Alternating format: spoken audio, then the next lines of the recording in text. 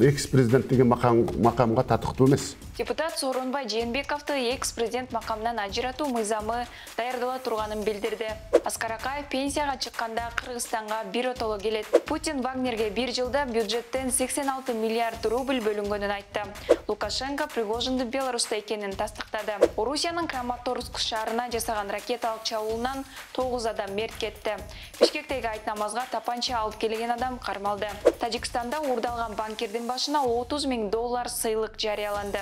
Бул аптадагы Кыргызстандагы, Борбор Азиядагы жана дүйнөдөгү маанилүү кабарлар топтомун мен Нурайда Жикшанова тааныштырам. Саламатсызбы? Жогорку кеңештин депутаты Акылбек Түмөнбаев азаттыкка курган маегинде Сооронбай Жээнбековду экс-президент макамынан ажыратуу боюнча мыйзам долбоору даярдала турганын билдирди. Түмөнбаевдин айтымында ал Сооронбай Жээнбековго мамлекеттен кетип жаткан акчаларды эсептетип жатат. Сооронбай Жээнбеков бүгүн экс-президент деп резиденцияда мамлекеттин машинасын минип, мамлекеттен охрана алып, мамлекеттен тамактанып, мамлекеттин пенсиясын 100дөн ашык миң менен отурат. Былтыр парламентте экс-президенттерге берилген жеңилдиктерди азайтуу боюнча депутат Жеңишбек Токторбаев демилгелеген мыйзам парламентте биринчи окуудан өткөн. Кийинчерээк демилгечи мыйзамды кайра чакыртып алган болчу. Экс-президенттерди артыкчылыктарынан ажыратуу боюнча сиздин оюңуз кандай? Комментарийге жазыңыз. Ал тапта Аскар Акаев пенсияга чыкканда Кыргызстанга биротоло келерин айтты. Бирок азырынча Москва мамлекеттик университетинде ишин уланта бермекчи. Бул тууралуу өлкөнүн экс-президенти Екатеринбургдагы Урал мамлекеттик экономикалык университетинде окуган лекциядан кийин журналисттерге билдирген. Мурунку президент Аскар Акаев учурда Екатеринбургда университеттерде лекция окуп жүрөт. Буга чейин май айында Аскар Акаев менен Майрам Акаева Кыргызстанга келип кеткен. Анда Акаев Бишкектеги жогорку окуу жайларында лекция окуй турганы белгилүү болгондо, студенттер коомчулук каршы чыгып, муну жогорку кеңештин депутаттары да колдогон. Натыйжада Билим берүү жана Илим министрлиги Акаевдин лекцияларын токтоткон. Бул боюнча оюңуз кандай? Комментарийге жазыңыз. Орусиянын президенти Владимир Путин аскер жана күч түзүмдөрү менен жолугушуусунда Пригожин жетектеген Вагнер жеке аскер компаниясын толугу менен мамлекет камсыздап келгенин билдирип, бюджеттен акча бөлүнгөнүн айтты. Только с мая 22 года по май 23 на денежное содержание и стимулирующие выплаты государство заплатило компании Вагнер 86 миллиардов 262 миллиона рублей.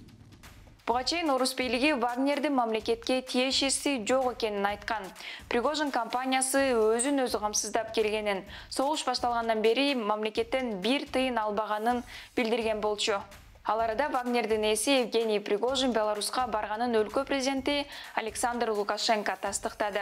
Анын айтымында Пригожинге Путин уадаланган бардык кепилдиктер берилди. Адегенде Путиндин ашпозчусу болуп, кийин жеке аскердик компания түптөгөн Евгений Пригожин 24-июнга караган түнү козголоң баштаган. Ал вагнерчилер менен Орусиянын Ростов-на-Дону шаарындагы аскердик базаларды басып алып, Москваны карай жөнөгөнүн билдирген. Пригожин коргоо министри Сергей Шойгу менен Валерий Герасимовду өткөрүп беришин талап кылган.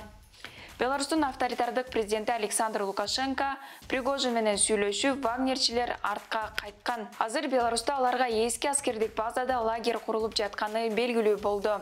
Азырынча алар эмне кылары белгисиз. Орус күчтөрүнүн Краматорск шаарына урган ракета соккулары кафеге тийди. 9 адам, анын ичинде 3 бала каза болуп, 60ка жакын адам жарадар болду. Алардын арасында 3 чет элдик жана 8 айлык наристе бар. Бул туурасында шаар мэри Александр Гончаренко билдирди. Жергиликтүү бийликтин билдирүүсүндө шаарга С-300 комплексинен 2 ракета атылган. Экинчиси Беленкая айылында кулаган. Бул кол салууга чейин Херсондагы супермаркет соккуга кабылып, дүкөн иштебей турганына байланыштуу жабыркагандар болгон эмес. Украин бийликтери Орусия барган сайын чакан ишканалары менен дүкөндөрдү бутага алууда деп билдирди. Мындай тактиканы алар жашоочуларды жумуштан жана негизги тамак аштан ажыратуу үчүн жасалып жатат деп эсептешет. Украин президенти Владимир Зеленский түнкү кайрылуусунда Краматорскидеги аткылоону террордун дагы бир көрүнүшү, бул Орусия жеңилүүгө гана татыктуу экенин көрсөтөт деп билдирди. Ошол эле учурда Орусиянын коргоо министрлиги Украин күчтөрүнүн 7 чабуулунун ийгиликтүү мизин кайтарганын, Донецк багытындагы 110-чу механикалаштырылган бригадасын байланыш түйүнүн жок жок кылынганын билдирди. Бүгүн Бишкектеги Курманайт намазга тапанча көтөрүп келген адам кармалганын Свердлов райондук милициясы билдирди. Маалыматка караганда, намазга өткөрүп, текшерип жаткан маалда ал 33 жаштагы жарандан травматикалык тапанча табылган. Мындай аракет мыйзам бузуу катары каттоого алынып, шектүү милицияга жеткирилген. Кармалган шектүүгө тапанчаны сактоого гана уруксат берилген. Айт намазга куралды кандай максатта алып келгени белгисиз. Учурда милиция тергөө иштерин жүргүзүүдө. 25 миңден ашуун адам катышкан Курманайт намазына өкмөт башы Акылбек Жапаров, улуттук коопсуздук боюнча комитеттин башчысы Камчыбек Ташиев жана айрым депутаттар катышты. Эл жык жыйналган маалда ар кандай окуялар менен дайыма эле коштолот. Былтыр да Курманайтка террордук акт жасаганга аракет кылган деген шек менен 2 чет элдик кармалган. Тажикстанда Имамали Рахмонго байланышы бар деп эсептелген банкир Шухрат Исматуллоевди уурдагандардын тег жайын аныктоого жардам бергендерге Ички иштер министрлиги $30,000 сыйлык жарыялады. Ал эми башкы прокуратура уурдоо боюнча кылмыш ишин козгогон. Урдалган Исматуллоев көп жылдардан бери Тажикстандагы эң ири Орион банктын директорунун биринчи орун басары болгон.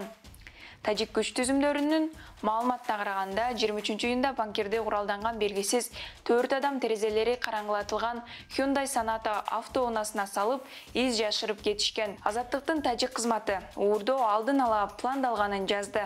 49 жаштагы Шухрат Исматуллоев президент Эмомали Рахмондун жездеси Хасан Асадуллозоданын жакын адамдарынын бири болгон. Аны ким кандай максатта уурдаганы азырынча белгисиз.